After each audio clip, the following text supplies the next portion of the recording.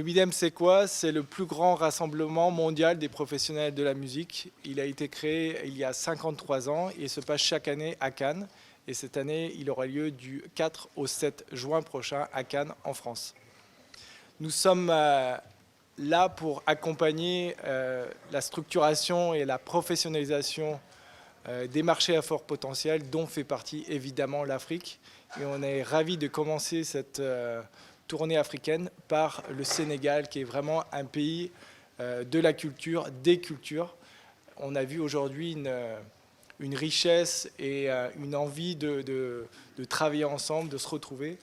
Donc on est vraiment ravis d'être là et pouvoir participer avec notre communauté africaine à cette structuration et à la connexion avec la communauté internationale. On a beaucoup travaillé avec Didier Awadi qui est présent aujourd'hui avec nous, qu'on remercie beaucoup pour son soutien, pour tout le travail qu'on a fait sur place, qui a été d'une grande aide pour nous connecter à la communauté locale sénégalaise, qui connaît parfaitement évidemment, et d'où au vu de son expérience, au vu de ce qu'il a fait et ce qu'il est en tant qu'artiste, nous, on met toujours l'artiste au centre, au MIDEM.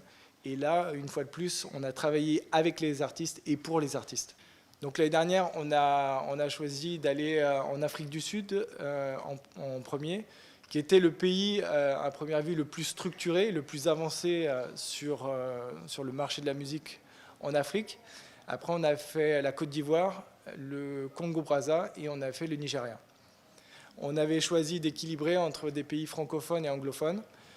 Cette année, on a choisi le Sénégal. Ça nous paraissait comme une évidence aussi parce qu'on voit cette richesse culturelle, on voit des talents comme, je pense à Youssou N'Dour en son temps, qui a permis à la musique venant du Sénégal de s'exporter dans le monde et de rayonner, parce qu'en fait c'est ça aussi, c'est que le travail qui est fait par les artistes, c'est aussi un moyen de faire rayonner la culture du Sénégal, la culture du pays.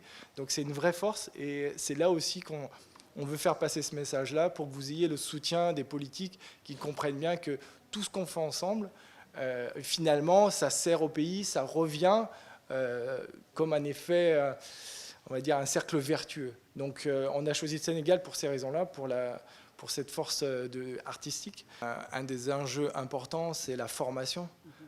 C'est-à-dire qu'un artiste, il peut faire plein de concerts, mais s'il n'a pas compris en amont qu'il faut protéger ses droits, il faut les déposer dans des sociétés de gestion pour pouvoir avoir des retours après.